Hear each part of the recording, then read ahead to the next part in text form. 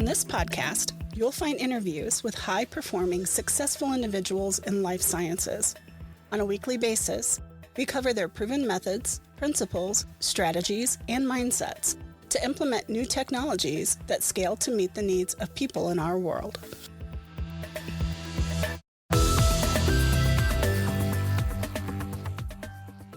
Welcome to the Life Science Success Podcast. For those of you who don't know me, my name is Don, and I'm a consultant in life sciences. I help companies manage complexity and increase performance. Today on the podcast, my guest is Andrew Norris. Andrew is the co-founder of BCN Biosciences, a recent startup that has projects ongoing in the oncology drug space. So with that, welcome, Andrew. Yeah, thanks for having me. Yeah, thanks so much for being here. So would you mind telling the listeners just a little bit about yourself? Yeah, about myself, I was born actually in United Kingdom, moved to the United States at the ripe old age of 1. Wow. And my dad was an engineer. We moved originally to Michigan, and he experienced one winter there and immediately came down to California and signed on with an aerospace company. And they went under in 12 months on a contract. I'm a contract. And then, which interestingly enough is maybe a couple miles from, our center, BCN Biosciences. And that's it. I mean, he joined Unisys, but we grew up in California.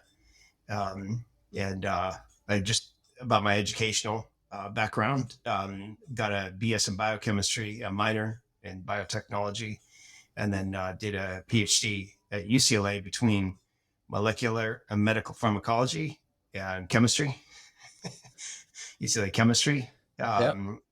And the people that were mentors of mine, one Mike Jung, who is a brilliant synthetic chemist. I had a PI who was Tatsushi Toikuni, a Japanese synthetic chemist, and also Mike Phelps, long time. Swimmer? Yeah, he invented PET. Okay. Yeah, Mike Phelps in the Department of Pharmacology. He was a chair. Okay. So a long history with him, among other people at UCLA. And there, my focus was development of small molecule, either, inhibitors or, activators, antagonists, agonists, et cetera, principally focusing in the oncology space. So I had quite it's interesting because it was on the fence between the biochemistry side and then making molecules to interrogate, and then the pharmacology, and all that brings me to where I am now, principally focused in the oncology space, but making small molecules against select pathways and targets. Yeah. So whenever I read your bio, it was interesting to me that I saw that you also work in a variety of companies, because whenever people look at my bio on LinkedIn, I would imagine they sort of shake their head going, okay, so where does this guy actually work? Where does he spend all of his time? I have, clients that I certainly spend a lot of time with, but then in addition to that, I have, these other companies that I run, as well. And I saw a similar sort of story on your side. Can you tell us just a little bit more about what it is that you're doing at UCLA today? And then also I saw it, and I'm probably going to butcher this name, so I'll apologize to the company to get started, but is it Mid-Val Group? Yeah. Mid-Val. Okay, Mid-Val. Yes. Okay. Yes. I'll start with the UCLA stuff. I think what I do at UCLA, so my appointment is in neuropsychiatry, believe it or not. I work closely with, different faculty and researchers there, very close with Professor Whitelake there, mostly in the analytic space, meaning mass spectrometry, et cetera. One of the interesting things is I was involved with the former, he's retired, vice chair of radiation oncology. We have about a decade related project in radiation countermeasures. So what is that? So radiation countermeasures on or about the 90s. I don't know, is that date George Bush? George I'm not sure. Bush.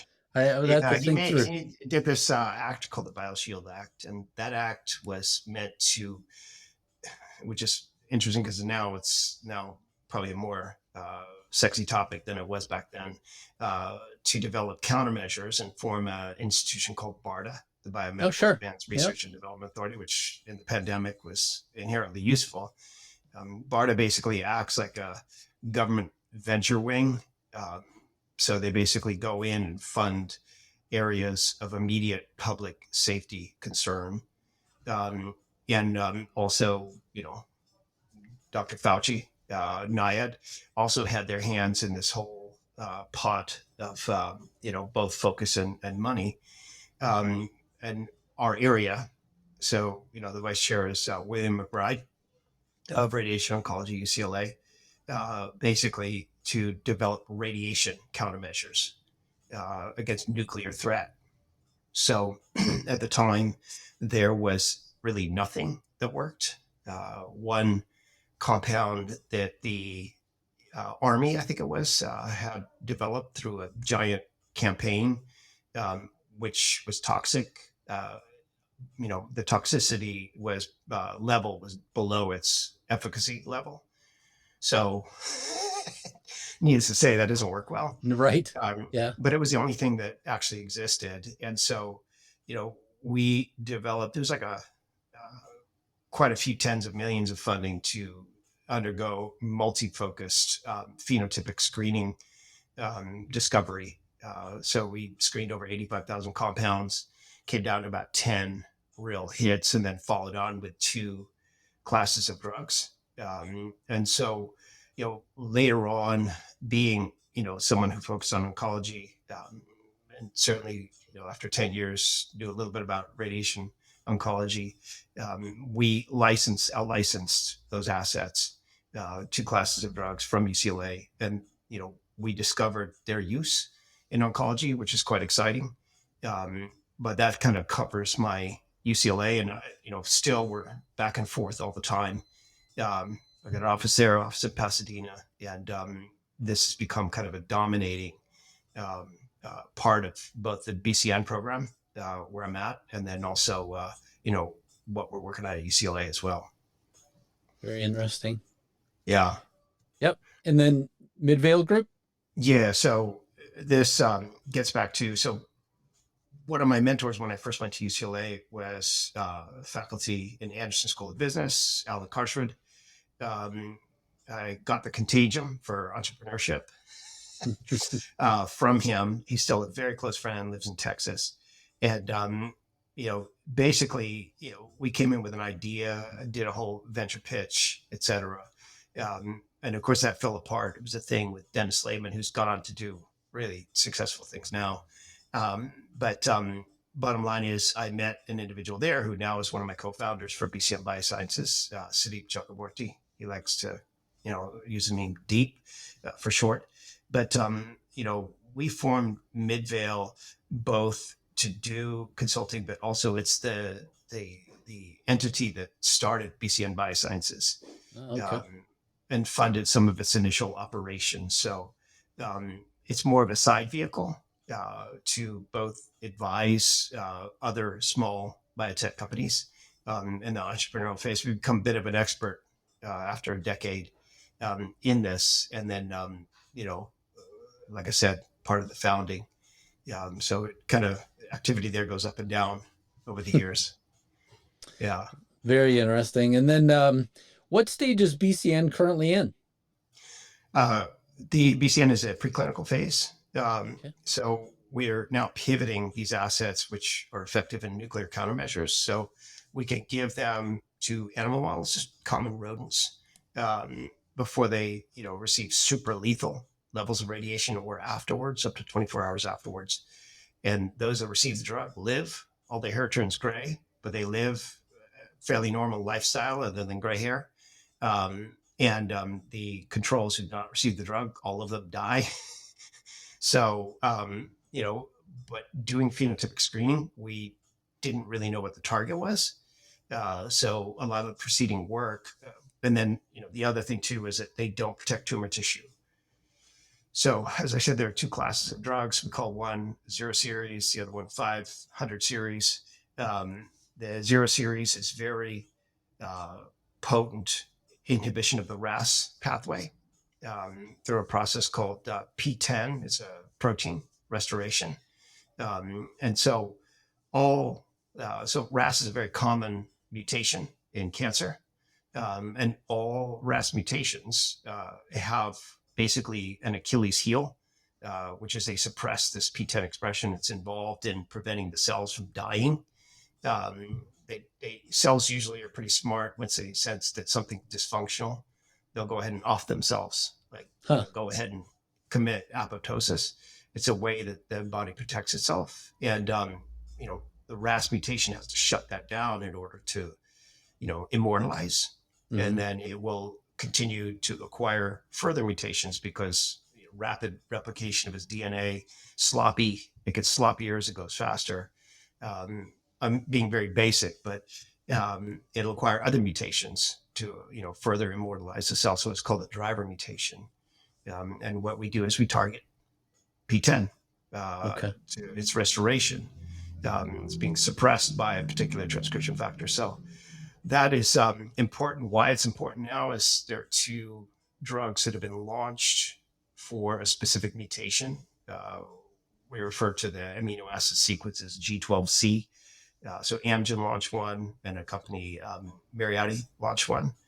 And lo and behold, this would have been predicted if you understood the biology well. Those drugs face pretty powerful resistance, meaning that after a long period of treatment, the cancers become resistant to it. So now it's all about people throwing other inhibitors down the pathway, ERK inhibitors and MEK inhibitors, et cetera, to try to counter this effect. But they both received FDA approval. But the other mutations in RAS are harder to get to for multiple reasons. But the mechanism which we are targeting is resistant to the resistance, resistant to resistance, if that makes any sense. So that's why we're driving a distinct difference between, the other competitors. And, we are still preclinical, but the others have been working on, for example, D and V mutations, which are the others that I'm, referring to. I mean, they're the biggest pool. D and V mutations in RAS are the biggest pool in the entire RAS mutation. That's like 90% plus of pancreatic, 50% of colorectal, almost as much as C in lung, and on and on and on, some, female cancers, et cetera. This resistance mechanism is even worse there, but these companies have been working on D and V inhibitors for more than 3 years, like 60 million, 100 million in the bank, and they're still preclinical as well. Wow. So we think that we have an opportunity here. And that's one of the things that we're most excited about. So do you still envision that this would be something that would be given to people that receive a high dose of radiation for some reason? Or is it just in general, there are RAS mutations that you guys are targeting, and you see that being the focus of the company? It's really interesting, and maybe we'll get into this a little bit later in the conversation. So the use of the drugs and radiation for oncology, right now, our experience is amongst investors and amongst pharma, nobody knows what to do with that. They draw a blank face. Sure. They just don't know what to do with it. So although it's one of the things that I'm most excited about, is their use in radiation oncology to further its therapeutic index. It's not something that is well received in the investor community for various reasons. Historically, one incident keeps coming up in the conversations because we try to pitch this. Does not protect tumor tissue. In fact, sensitizes tumor tissue and protects normal tissue.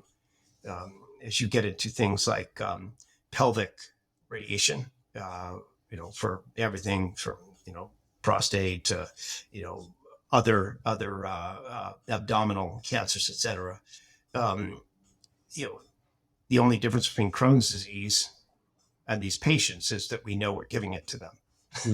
Right. So you got Crohn's disease, of which there are, some, one or two drugs that palliate Crohn's disease. But for individuals who have pelvic radiation, they will have dysfunctional bowel function. Um, and it's also a dose limiting event affecting tumor control. So when you get, bloody diarrhea, things like that, they're going to take you off therapy, which affects your tumor control.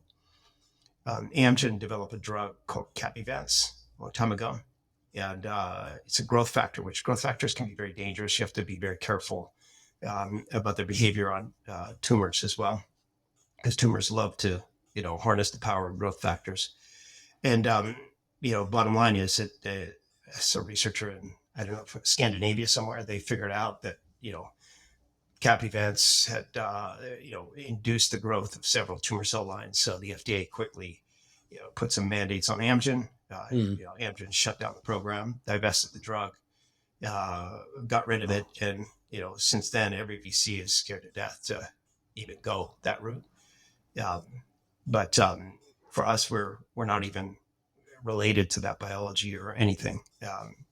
But it just really kind of poisoned the water. So we strictly talk about the oncology focus, but I do believe that in approval in oncology, we can definitely pivot and run trials on, reduction in,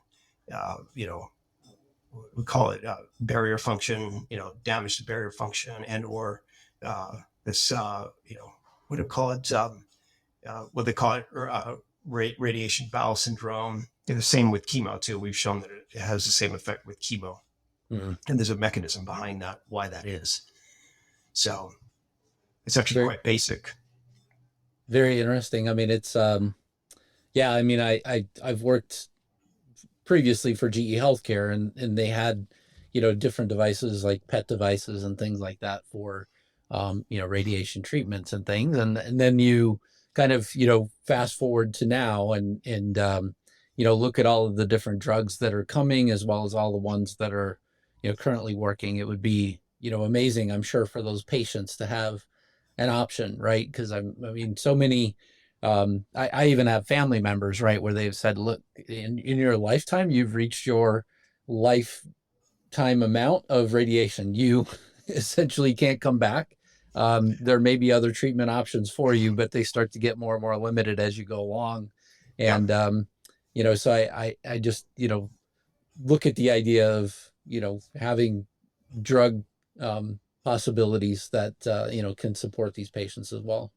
It's amazing. We listen to Sanofi, Sunrise venture arm of Sanofi, saying we got to get into supportive care. We got to get into supportive care. And we just kind of see this from the pharma community, like an intellectual interest, but kind of a scared to move on something. And they both, from chemo and radiation, the mechanism is very, very simple.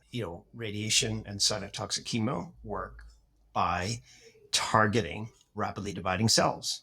So, cytotoxic, like chain terminators, alkylators, et cetera, of DNA, affecting, microtubules, so you can't divide the cell, et cetera.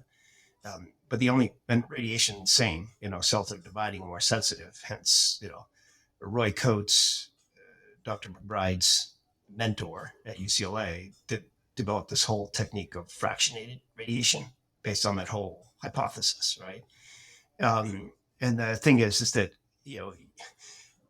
also rapidly dividing are specific stem cells. So you notice your hair falls out. Right. Stem cells are really busy at the base of the hair follicle generating new hair. But also in your GI and your epithelium, in your mouth, et cetera, your GI tract is renewed in adult humans every 4 to 5 days. So, a lot of cells are sloughed off. And I'm not going to go into the details of what that looks like, but when you go to the bathroom, that's mostly sloughed off cells. So in your GI tract, you have little crypts, right? And that's how you absorb nutrients.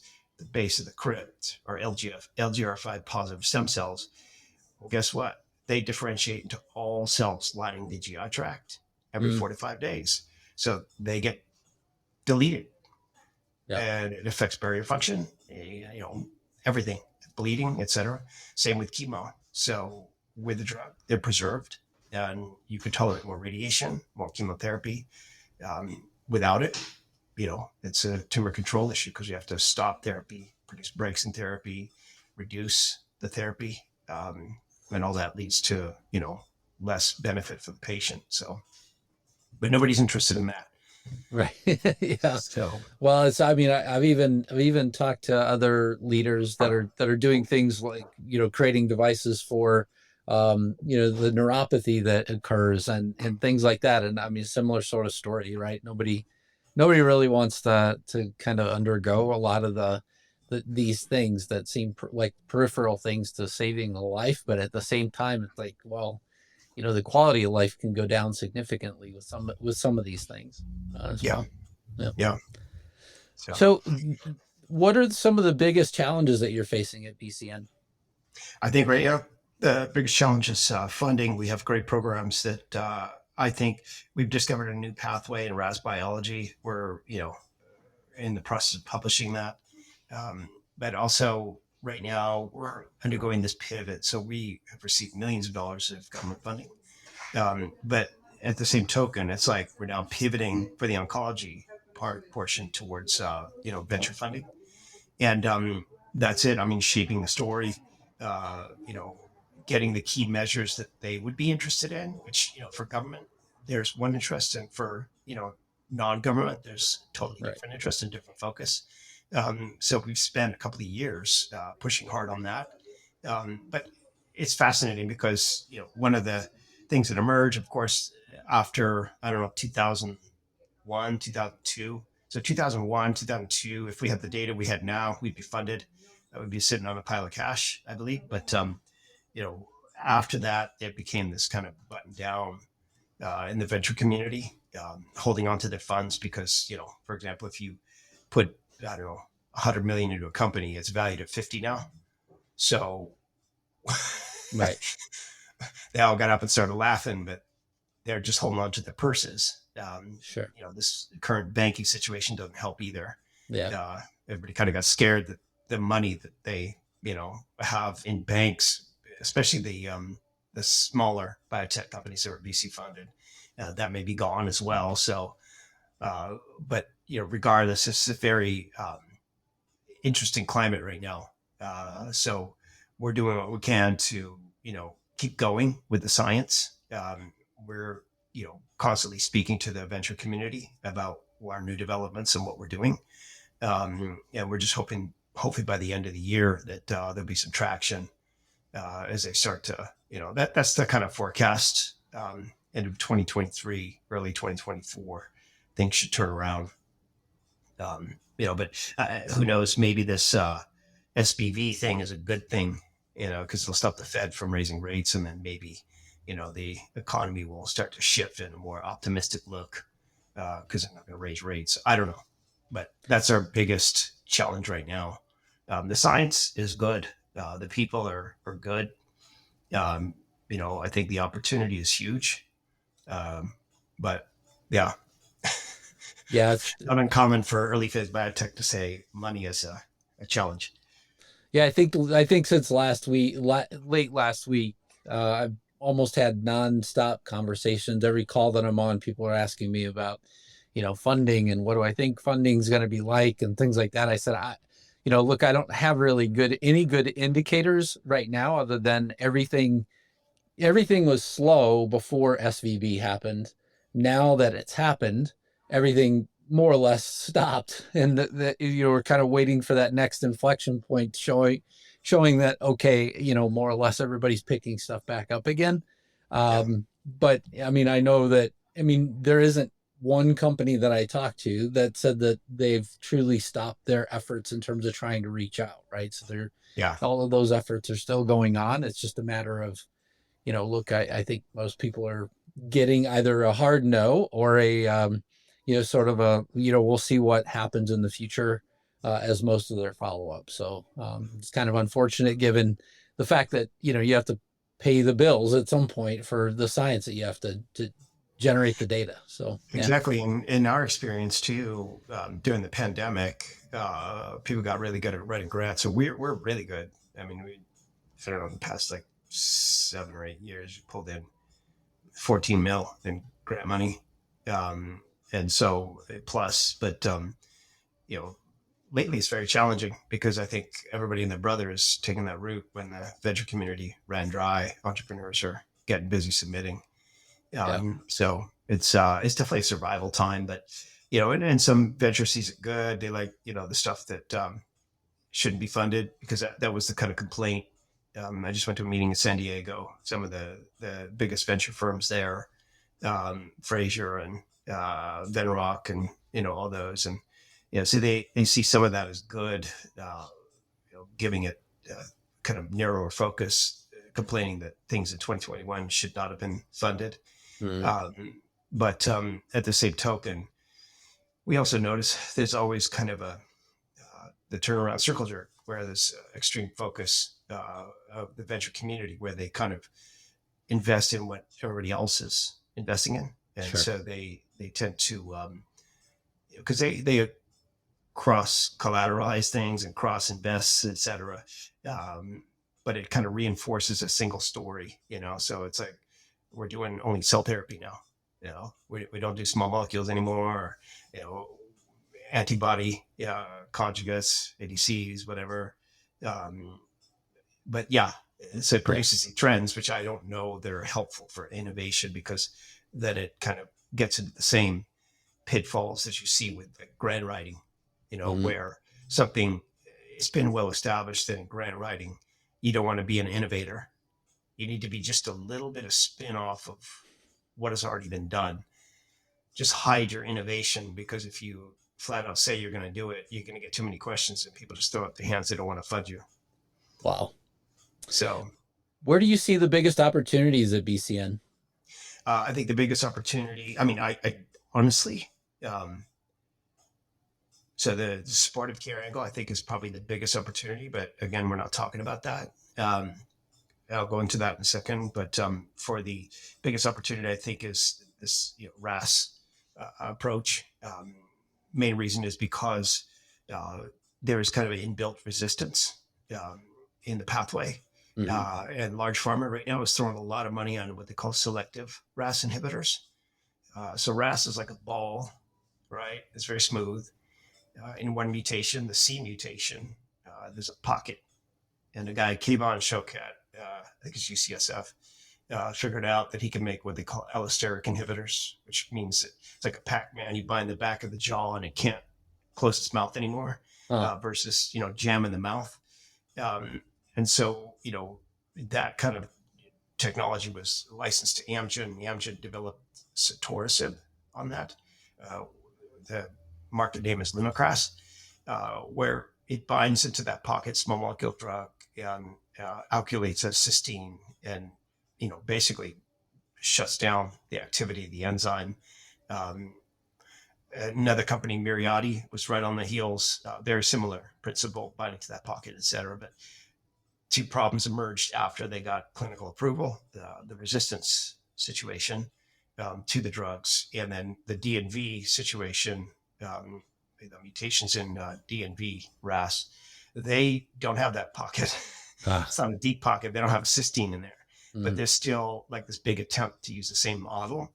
And, you know, to also acknowledge there are other people trying to use microRNAs and things like that to shut off RAS, but the inbuilt, because it's such a fundamental protein, the inbuilt, you know, kind of redundancy in the pathway is you have KRAS, and then you have NRAS and HRAS. Right. KRAS is what they're all targeting right at the enzyme.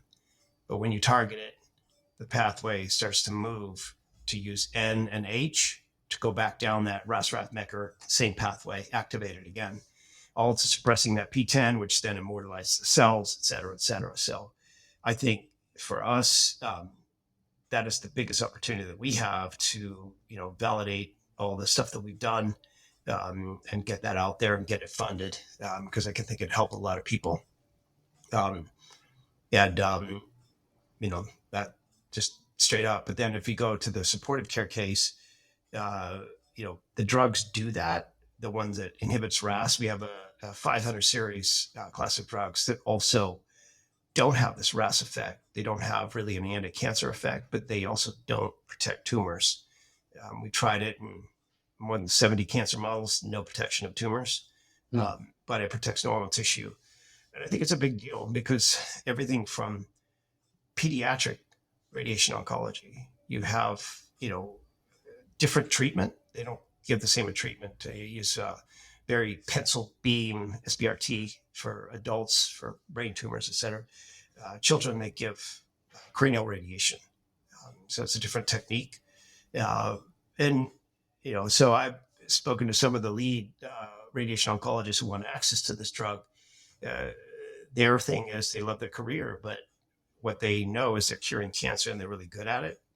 These are kind of their words to me, not even paraphrased. I'm really good at, treating cancer and curing cancer, they're radiation oncology, but they give kids cognitive deficits for the rest of their life. Wow. They give them growth deficits, sometimes, regionally. They also give them cancer. So for adults, you don't see your patient 20 years later, sure, most of the time, right? But for pediatric rad onc, they do. So these drugs have a tremendous effect in that arena and can, prevent these kind of things, as well as the other things that I had mentioned. And I think we just need one win in that area for it to gain traction. But like I say, it's a very abnormal conversation. So the strategy right now is to get the drugs approved in the oncology setting. And then, once we have approval, we're able to pivot to these other areas that demonstrate the efficacy. Because if you have a drug that has this powerful anti-neoplastic effect, it should have a profound effect on, the delta between treated and non-treated, and allow better tumor control as an endpoint. So that was out of the conversation that I do think, that is one thing I'm excited about. And then I think that, certainly that when that's able to be seen, I think there'll be a rush of interest in that. Very good. So Andrew, there are 3 questions that I like to ask every guest. What inspires you? What inspires me? I mean, I think that for this field here, in general, what inspires me is looking at talented people who are really good at what they do. I remember getting tires changed at a friend of mine's husband's tire shop, right? I'm just watching the workers, just how fast they worked, and like they could do this blindfolded.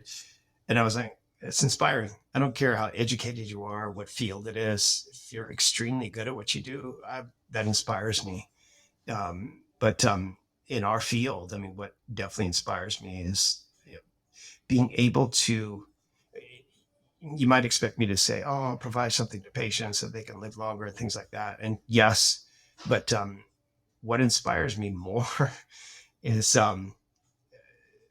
being able to fix something that's broken. Mm-hmm. Yeah. I just like that. And, yes, it's hard. You go into the unknown, and sometimes it can be frustrating because you don't always have all the answers. In fact, in that space, you're on the front line, so you don't have the answers.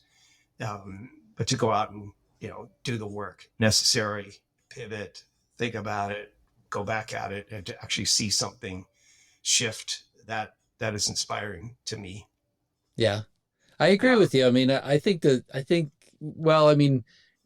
start where you started, right? So one, to see somebody do some of the amazing things that they may do in their field, even outside of science, is, definitely, inspiring. And then I think as well, the continued innovation that happens in our field, people continually use, it seems like, similar sort of things over and over again, but at the same time, they sort of more creatively apply different levels of science to try and solve the problems that we have. And to me, that's very inspiring as well.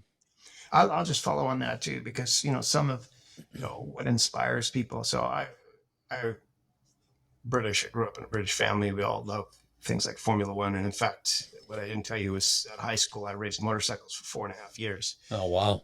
In fact, I have one that goes 0 to 60 in 3 seconds, packs at 15,000 RPMs. But And my wife does not like that with a 3-year-old, but it is what it is. But it's like I in line with what I already said. Like, there's a driver. His name is Ayrton Senna, and he's considered by the current drivers and the past drivers the best of the best. And a lot of it was like just taking that whole person, like everything from the spiritual to the physical to the discipline, and marrying all of that to the point where people tended to make fun of him. But just seeing somebody who is just all in, and many people think that knowing everything, like if you could just know everything, you could solve any problem. And it's just not true. It's not true. Sometimes it just takes effort and it takes discipline, but it's like a way of being, right? That it is going to happen, that really, impacts performance. And so, I'm definitely inspired by Ayrton Senna in that example. In fact, I studied him a little bit because in the era of performance, it was something that, actually I learned something about myself inside of that. Amazing. Yeah. What concerns you? Concerns me, I think the biggest concern is what I'd already mentioned was, that for both funding institutions, whether it be venture or I don't know that this is the case for example, angel investors, but definitely for venture and definitely for granting institutions, is this turnaround circle jerk where, you and I are investors and I ask you what you're investing in, you tell me what you're investing in, then I want to invest in that. And then you're asking your friend who's an investor what he invests in, and he's investing in that. That's what he's excited about. And then anything else that could change the world is kind of like, we don't do that. Right. And I understand it on one token because, for the venture community, you want to specialize in an area and you need to understand that area.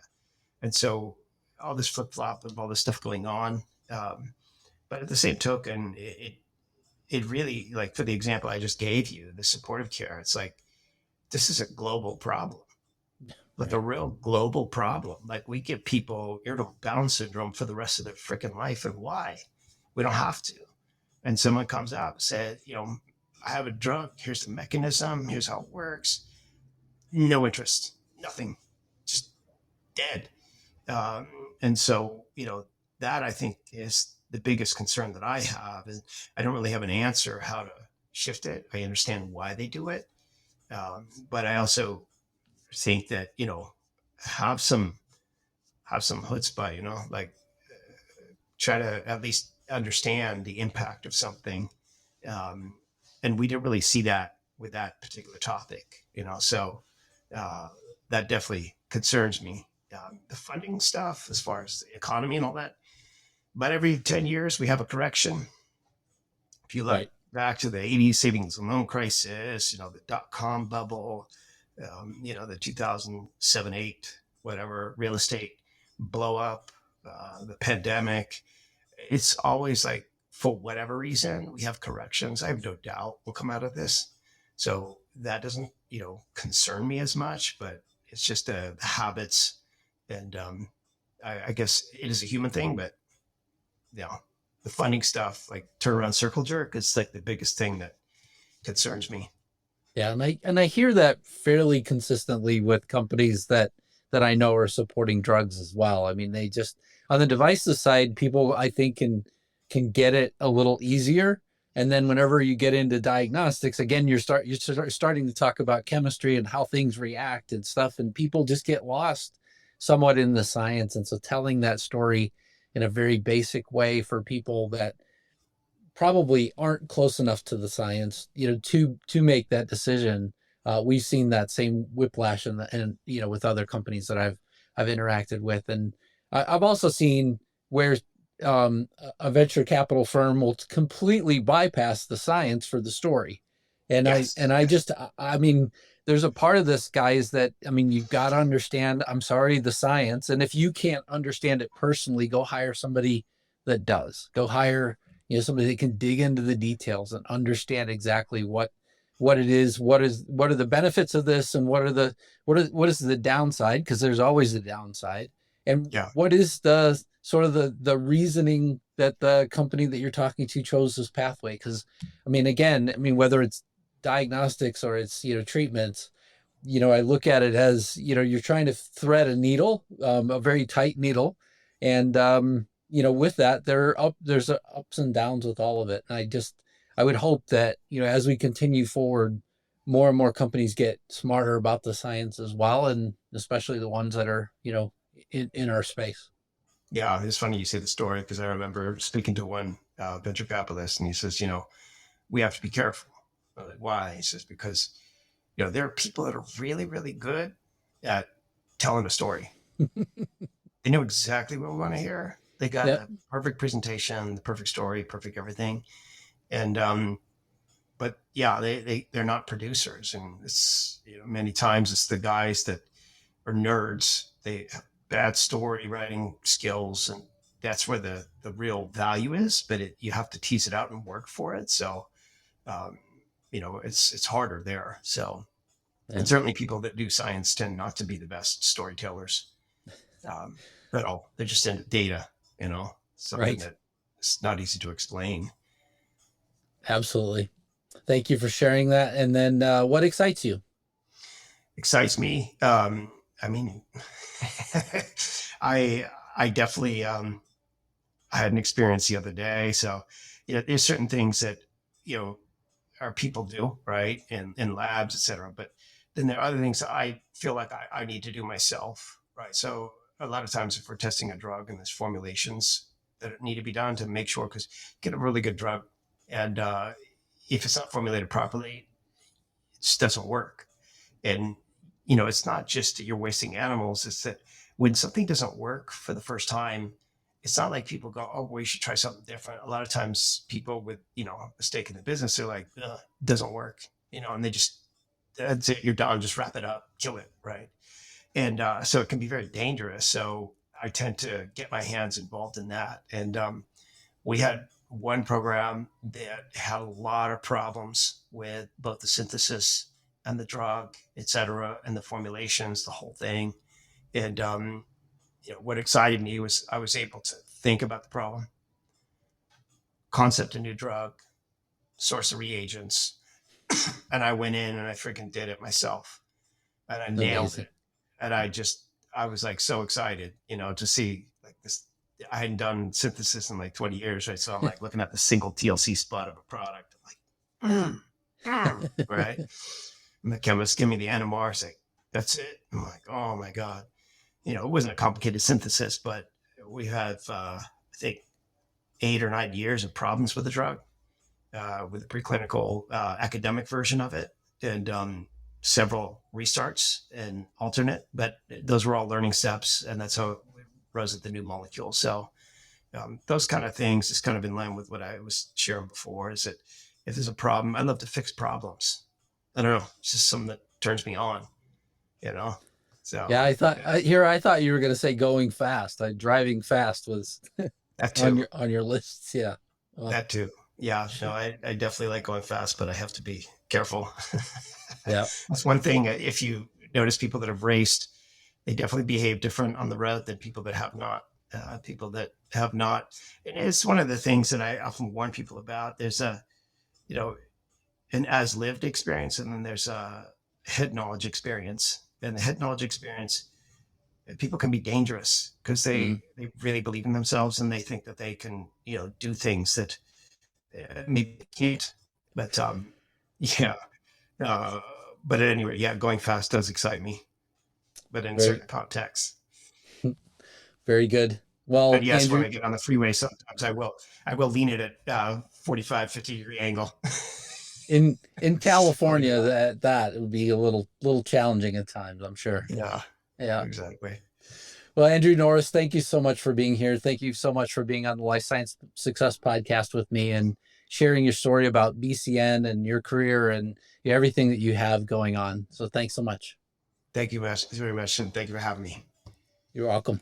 Thank you for listening to Life Science Success. For complete details about this podcast, including show notes, how to get in touch with guests, and more episodes, please visit www.lifesciencesuccess.com. If there's someone you'd like for us to invite to the show as a guest, please let me know by sending me a message at the podcast website. Please click subscribe on your favorite podcast app, share the podcast, or tell a friend about it. And last but not least, rate the podcast. Thank you again.